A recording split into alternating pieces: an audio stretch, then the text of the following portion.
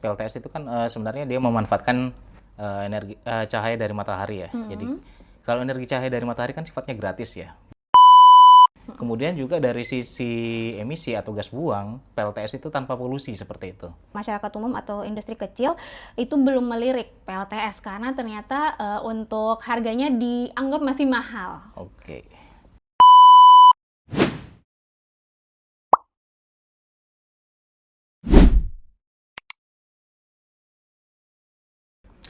Halo planners, Mega here and welcome to the first episode of EduTalk. Nah, di episode kali ini kita akan membahas terkait PLTS dan tentunya juga nanti akan didampingi oleh narasumber yang ahli di bidangnya.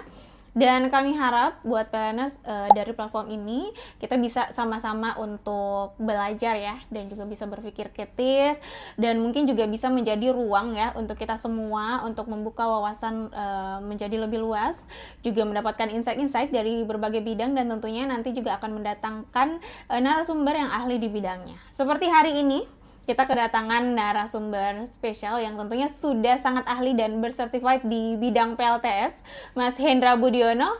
Halo Mas Hendra. Ya, halo Mbak. Oke, baik. Jadi untuk hari ini sebelum saya lanjut bertanya terkait topik kita, dan mungkin bukan bertanya ya, tapi kita sama-sama belajar bareng, dan di sini saya posisinya akan mewakili para peleners yang mungkin masih awam atau belum mengetahui lebih jauh terkait apa sih itu PLTS ya. Oke. Jadi mungkin yang pertama Mas Hendra bisa jelasin dulu nih terkait apa itu PLTS, dan mungkin secara sederhana terkait sistem kerjanya. Oke, baik. Mungkin kita kalau bicara secara sederhana terkait apa sih PLTS itu sebenarnya. Jadi PLTS itu merupakan sistem yang menangkap cahaya. Nanti di mana cahaya itu akan ditangkap oleh permukaan dari panel surya. Jadi kalau dalam PLTS itu ada namanya komponen panel surya atau modul surya. Mungkin Mbaknya pernah dengar atau mungkin rekan-rekan pernah dengar seperti itu. Nah, cara kerjanya seperti apa? Jadi cahaya ditangkap oleh panel surya, kemudian nanti dikonversi menjadi listrik DC. Dari listrik DC tadi, kemudian nanti dikonversi lagi oleh namanya peralatan inverter seperti itu. Nah, itu nanti menjadi listrik AC. Secara sederhana untuk prinsip kerjanya seperti itu, Mbak. Oke, baik. Jadi untuk planners dari PLTS ini sendiri bukan hanya terkait panel surya ya, ataupun solar panel yang biasa kita kenal, tapi juga ada yang namanya sistem inverter yang nantinya akan mengkonversi arus listrik DC ya Mas ya, menjadi AC.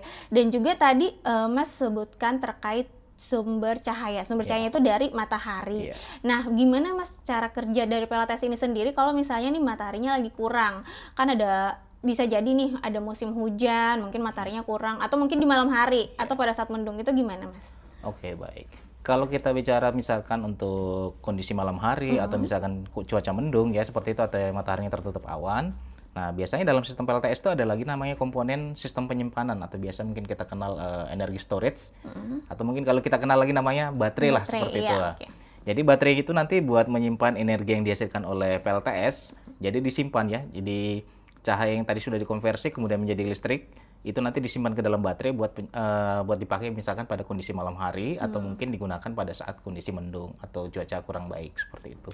Oke, baik. Jadi ini ada sistem penyimpanannya dan untuk cara kerja mungkin hampir sama seperti handphone kita ya? Ya, kurang lebih seperti itu. Oke, baik. Dan selanjutnya kita akan masuk ke sesi terkait fakta-fakta mengenai PLTS sendiri ini Mas, dan dimana ini mungkin bisa membuat kita jadi lebih mengenal atau tahu lagi terkait apa itu PLTS.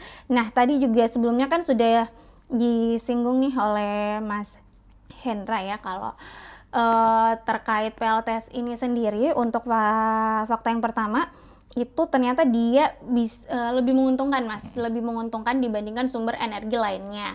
Nah, salah satunya itu karena dia bisa menekan emisi karbon, dan juga katanya ini bisa panel surya itu ternyata bisa didaur ulang. Jadi ini sangat ramah lingkungan. Gimana menurut Mas Hendra sendiri?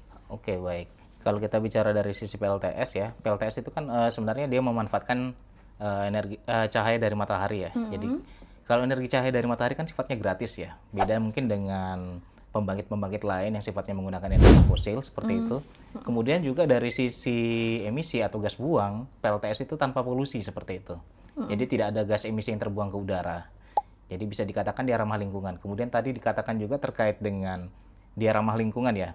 Jadi untuk beberapa komponen di PLTS itu kan ada, kalau kita lihat mungkin dari sisi modul surya atau panel surya, itu kan komponennya ada kaca, kemudian ada silikon dan ada beberapa frame-frame metal seperti itu. Nah itu komponen-komponen itu bisa didaur ulang sebenarnya.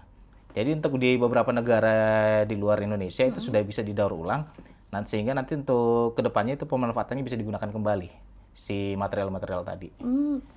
Oke, baik. Jadi dari beberapa keunggulan PLTS tadi yang tadi Mas sudah sebutkan, salah satunya juga dampak besarnya itu buat lingkungan, karena kan untuk isu terkait emisi karbon juga ini lagi maraknya ya Mas ya untuk didengar untuk saat ini. Namun kami menemukan fakta selanjutnya Mas. Jadi walaupun si PLTS ini ternyata memiliki banyak keunggulan, tapi ternyata di Indonesia sendiri nih oleh masyarakat umum atau industri kecil itu belum melirik PLTS karena ternyata untuk harganya dianggap masih mahal. Oke. Kalau kita melihat mungkin untuk kondisi 10 tahun yang lalu ya, mungkin yang kita bayangkan mungkin wah kita bangun PLTS ini mahal nih karena harganya masih tinggi, kurang worth it, ibaratnya seperti itu ya. Nah itu kalau mungkin 10 tahun yang lalu, tapi kalau kita bicara untuk kondisi sekarang, sebenarnya untuk beberapa harga dari komponen-komponen PLTS itu sudah mulai turun seperti itu. Walaupun tidak semua ya sebenarnya. Kayak komponen baterai itu masih sifatnya stagnan, jadi belum terlalu turun harganya. Tapi untuk komponen yang lain, utamanya terkait dengan panel surya itu sudah turun harganya sekarang.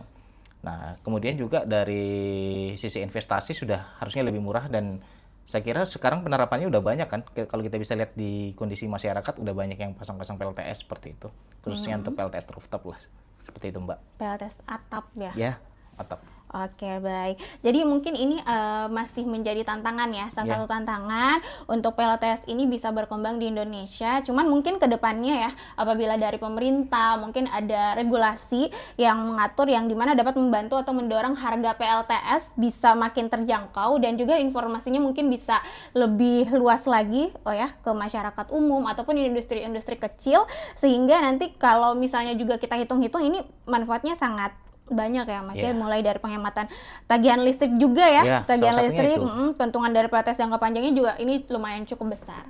Oke, baik. Dan untuk fakta selanjutnya nih Mas, kami menemukan bahwa ternyata nih kalau cuacanya terlalu cerah justru bisa mengurangi efisiensi kerja dari PLTS itu sendiri. Betul nggak sih Mas? Kalau kita bicara cuaca cerah ya, biasanya kalau dalam sistem PLTS kalau semakin cerah suatu cuaca, itu biasanya kecenderungan suhu dari kondisinya itu naik juga atau temperaturnya itu naik. Jadi berbanding lurus lah. Kalau kita bicara cuacanya semakin terik, suhu atau temperaturnya itu akan naik. Nah, sebenarnya yang diinginkan oleh PLTS adalah dari sisi cahayanya saja, bukan panasnya. Nah, masalahnya karena dia berbanding lurus sehingga ada kenaikan temperatur atau suhu. Nah, itu kurang baik sebenarnya untuk sistem PLTS sehingga dia nanti bisa menurunkan performa. Seperti itu Mbak. Oke, jadi untuk panel surya sendiri juga bisa kepanasan ya Mas ya kalau terlalu tinggi untuk temperaturnya sendiri sama seperti kita. Khususnya untuk sekarang ini mungkin Makassar cuacanya lagi panas-panasnya ya PLNers, dan untuk ini sendiri mungkin bisa jadi bahan pertimbangan nih buat PLNers yang mau masang PLTS ya Mas ya.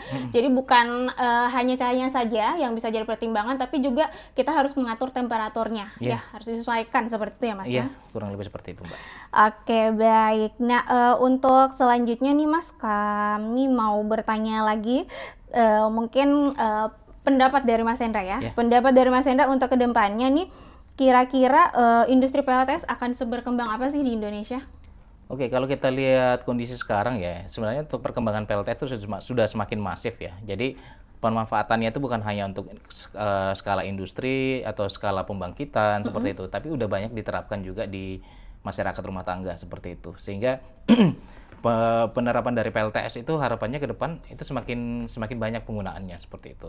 Jadi di satu sisi dengan pemanfaatan PLTS yang semakin banyak, otomatis juga akan mengurangi terkait dengan pemakaian energi fosil seperti itu, sehingga kita tidak hanya bergantung pada energi fosil, tapi bisa mengganti atau menggunakan energi sumber daya EBT, contohnya seperti menggunakan panel surya untuk menangkap sinar matahari seperti itu Mbak.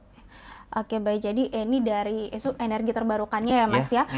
Kalau yang makin sering dibahas itu kan apalagi kalau di Indonesia itu potensi sinar mataharinya ini lumayan cukup besar ya. Jadi kemungkinan untuk industri ini untuk berkembang juga bisa makin terbuka ya peluangnya ya Mas ya.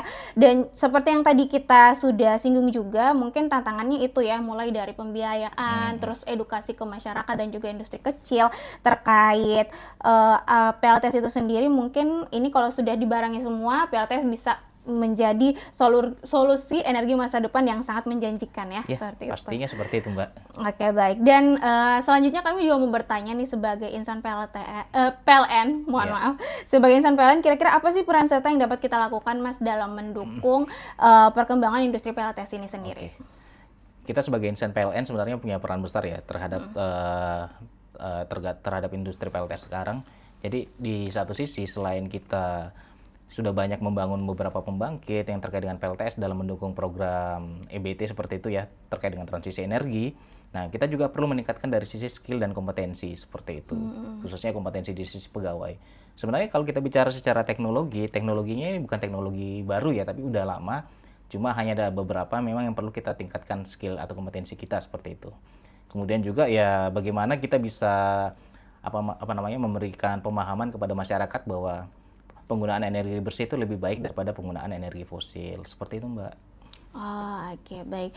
Jadi betul ya Mas ya, kita sebagai insan PLN di sini memiliki peran strategis dalam perkembangan industri PLTS khususnya di Indonesia. Dan selain yang tadi Mas Hendra sudah sebutkan, salah satunya adalah yang kita lakukan pada kegiatan kali ini ya. Kita bisa menjadi edukator ya. Jadi kita memberikan edukasi kepada masyarakat luas biar lebih mengetahui apa sih itu PLTS dan juga manfaat-manfaat yang ternyata sangat banyak ya Mas yang bisa kita dapatkan dari PLTS ini.